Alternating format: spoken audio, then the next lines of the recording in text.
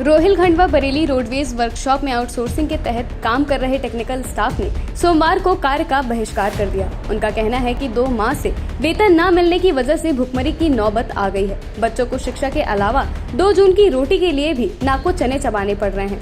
इतना ही नहीं, उन्होंने ये भी आरोप लगाया है कि अधिकारी वेतन दिलवाने की बजाय धमकी देकर काम पर वापस लौटने की बात कर रहे हैं। आउटसोर्सिंग के तहत कार्य कर रहे आशीष ने बताया कि वो मैकेनिकल लाइन का काम करते हैं। 2 माह से पैसा नहीं मिला है। ठेकेदार उनको 2 से 3 हजार रुपए कम देता है। उनका वेतन 9 हजार बनता है, लेकिन हाथ में 5 से 6 हजार रुपए ही आते हैं और पिछले 2 महीनों से वो भी नहीं आ रहे हैं। मुझे बहुत टाइम हो गया था, मुझे 8-9 साल हो गई और तनख्वाह क्या, और ये समझ लीजिए 6-7 हजार रुपए से ज्यादा नहीं देते किसी को आउटसोर्सिंग में, 5-6 हजार से। और बिल बनता बहुत मोटा और जितने भी आउटसोर्सिंग वाले हैं सबको उनने अलग अलग कैटेगरी में बांट दिया है। किसी को जॉब पे है, किसी को तनख्वाह पे रख रखा है और किसी की तनख्वाह 5 हजार है, किसी की 6 हजार है। इससे ज़्यादा सैलरी किसी की नहीं है और ऊपर से पैसा हमारा अच्छा पैसा आता है, अच्छा अमाउंट आता है। 9 हजार रुपये लगभग ऊपर से हमारा आता है और 2 महीने हो गए, 2 महीने की सैलरी नहीं मिली है अभी तक हमें। और ये समझ लीजिए हम किस परेशानी से जूझ रहे हैं ये हम जानते हैं। और अभी एक साहब आए भी तो वो हमसे ये कहना है कि तुम जाके अपना कार्य करो, तुम्हारा पैसा मिल जाएगा, कोई दिक्कत नहीं है। अब तुम डायरेक्ट विभाग की तरफ से रख लिए गए हो, ठीक है। विभाग हमारा वजूद क्या है ये बताइए। हम विभाग जब हमारे कोई कागज नहीं, कुछ नहीं लिया हमसे, हम क्या बात कर रहा हूँ, हम कैसे अभी विभाग की तरफ से रख लिए जाएंगे। और ठीक है, हमने कोई कार्य में बाधा नहीं डाली है, हम कार्य करने के लिए तैयार हैं। लेकिन बात यह है कि जो हमारा पैसा रुका हुआ है, वेतन रुका हुआ है, वो तो हमें दे दिया जाए।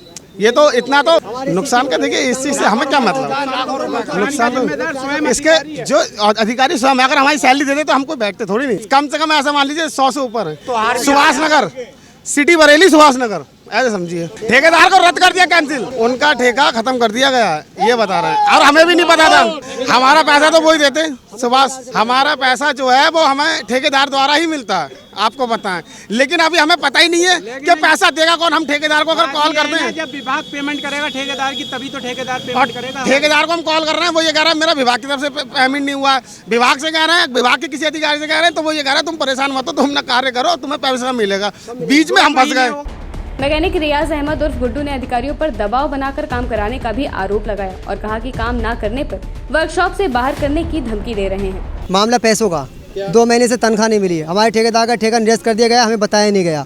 बताने के बावजूद भी हमारा रोक लिया गया कि पैसा तुम्हारे ठेकेदार का ठेका खत्म कर दिया, तो पैसा कौन देगा भाई। हमारा ठेकेदार, हम ठेकेदार के विरुद्ध बैठे हुए, हमसे आश्वासन दिया है कि 11 बजे आपके पैसे मिल जाएंगे। हम 11 बजे तक अपने ठेकेदार का मास्टर देख रहे हैं। हमें अधिकारी पर फ़ोन कर रहे हैं, प्रयास कर रहे हैं कि हमें काम करो, हम पैसा देंगे। किस बेस पे देंगे, कोई बताने को तैयार नहीं है इस बात के लिए। और धमकी दे रहे हैं कि आपको काम को निकाल दिया जाएगा। निकाल दिया जाए इसकी परवाह नहीं है, लेकिन हमें अपने पैसे चाहिए। हमें 2 महीने की तनख्वाह जब तक नहीं मिलेगी हम काम नहीं करेंगे। हमारा मैकेनिक का काम है, हमारा हम लोग मैकेनिक का काम करते हैं। इंजन, गेयरबॉक्स, क्रेन, ये सब चीज़ें बनाते हैं, यहाँ काम करते हैं हम लोग। हम ठेकेदार की तरफ से लगे। फिलहाल कर्मचारियों ने काम का बहिष्कार कर दिया है। कर्मचारियों का साफ कहना है कि जब तक पैसा नहीं मिल जाता वो काम पर नहीं लौटेंगे। अब देखना होगा कि प्रशासन कब उनकी फरियाद सुनता है। डेली इनसाइडर के लिए बरेली से रंजीत बिसारिया की रिपोर्ट। यूपी और देश दुनिया की तमाम ताजा तरीन खबरों के लिए गूगल प्ले स्टोर से आज ही डाउनलोड करें हमारा तेजी से उभरता न्यूज ऐप डेली इनसाइडर।